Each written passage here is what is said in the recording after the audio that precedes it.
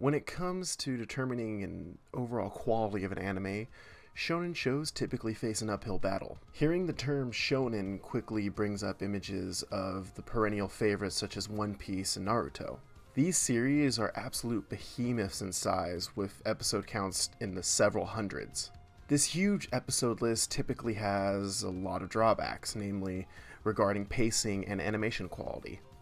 Pacing could be slowed down by filler arcs, while the overall animation quality could really struggle to maintain the schedule. This can cast a negative light on any series that is characterized as a shonen. So the show I'm reviewing today is a shonen show, but it manages to overcome these issues. The Seven Deadly Sins is the rare shonen show that manages to have excellent pacing and excellent animation quality. In terms of production, it reminds me of Magi, which means that the manga is still ongoing, but the anime does a great job at adapting arcs and doesn't really get into any filler whatsoever. Considering the Seven Deadly Sins is actually getting a second season, well, this comparison is more than appropriate. So why is this show so great? Well, I'm Bananaowns, and this is an Otaku Youth Anime Review.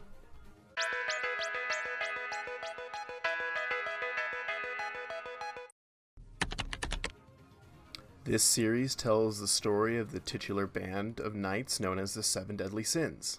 They were once an elite group of holy knights guarding the realm of Britannia, who disbanded after allegedly attempting to overthrow the kingdom.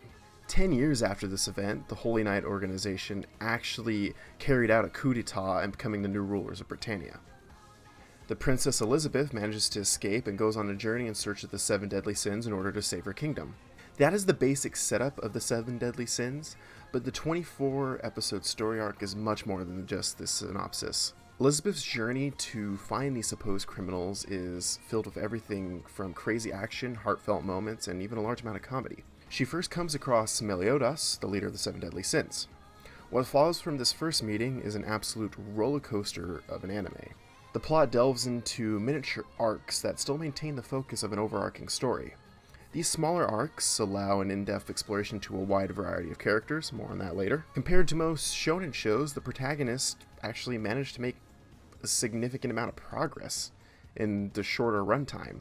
The overarching story isn't ignored in any way, despite what the content of the episode is. And this enables the show to be excellently paced. There is absolutely no wasted time here, and combined with the exploration of the characters results in a story that is nearly perfect. The wide variety of characters makes it difficult to adequately cover them all in a short video review. I will mainly be focusing on Elizabeth and some of the sins. However, despite the focus on a few of the characters, that doesn't mean the rest of the cast is uninteresting. It's actually quite the opposite. Every reoccurring character managed to get developed in some way. Each character's motivations are explored, and that's what makes talking about these characters fairly difficult. There's just too many good characters in the show. So Elizabeth initially starts off as a typical damsel in distress, but that changes a lot as the series progresses. She cares deeply about her people, so much so that she willingly puts herself in situations where there's a real chance that she'll be seriously injured.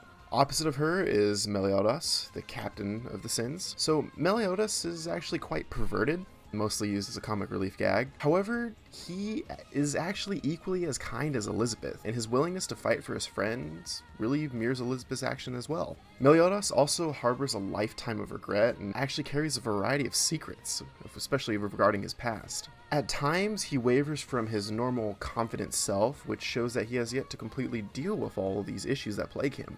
But being around Elizabeth allows Meliodas to largely overcome these issues. And the interaction between Meliodas and Elizabeth is one of the main interactions between characters on this show, and it's very, very well done, and it's one of the more interesting ones. The other one being King and Ban, but that won't be covered in this review. So rounding out character discussions on some of the other sins, I will talk about Diane and Ban. So Diane is a giantess who's absolutely infatuated with Meliodas. Her love for Meliodas comes from the larger population's typical reaction to her. Unlike the bulk of people, Meliodas saw her as a normal person, well, from the second that they met.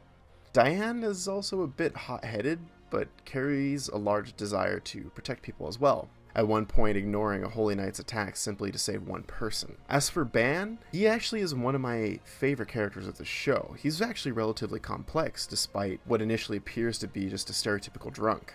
The first impression of Ban is Well, what I just said, he's a violent drunk, but this is just a facade. He's probably one of the most caring characters of the show. It's just that he doesn't explicitly show it like the other members of the Sins and like Elizabeth. And this really results from a rather tragic past that actually gets a lot of story time. He has a deep fear of losing those that he considers dear, and this fear really drives him in all of his actions. So overall, the characters are one of the best facets of the Seven Deadly Sins, and these characters combined with the great plot really provide one of the better shonen stories to date. Typical shonen anime have very obvious attempts at saving a budget. Usually, you can really tell when in certain episodes there's a horrible dip in animation quality. The Seven Deadly Sins does not possess any of these issues.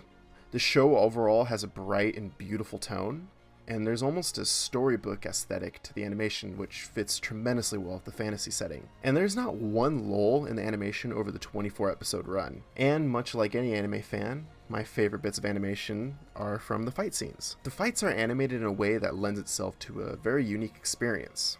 The blows of the characters actually have a significant amount of weight, and the more powerful characters really do exhibit choreography that is sure to impress anyone. My favorite scene of the first half of the show involves Meliodas catching a supercharged spear. The way he moves along with the absolute destruction of the buildings in the area provide an absolutely breathtaking and, well, frankly cool scene. Seven Deadly Sins is filled with moments like these, and the animation is absolutely top-notch in every single one of them. The sound design in Seven Deadly Sins is as one would expect. The overall music of the series is perfect for action, and there's no tracks that really manage to stand out. And this really seems to be a common statement for me in regards to most of my coverage of the sound part of reviews, but for the most part, most of the sound is adequate. Besides the track Lost My Pieces from Toradora, I haven't really had anything that has managed to really stick out. In terms of sound effects, the Foley is handled relatively well. As I mentioned before in the animation part, the way the characters move and the impacts of their punches or strikes have a real weight to them, and the sound quality helps with that. Again, it's not something that is inherently noticeable when done right, but when not done well, it really alters the quality of the show. Luckily, the sound design of the Seven Deadly Sins does this job very well. It's well enough where I don't have a lot to say. Well, based on this review, it's probably become apparent that I enjoyed the Seven Deadly Sins immensely. It's not a flawless series, but it does everything very, very well. The story is interesting, along with the amazing cast of characters, really creates a plot that is highly enjoyable. The animation is top-notch and very stylized in a fantasy motif, and the fight scenes are impressive as well. The sound design does its job, nothing more than that, but that's not a bad thing. So the Seven Deadly Sins earns my Bananaowns stamp of approval. In my crazy binge of anime watching lately, it's managed to actually stand out as one of my favorites that I've watched.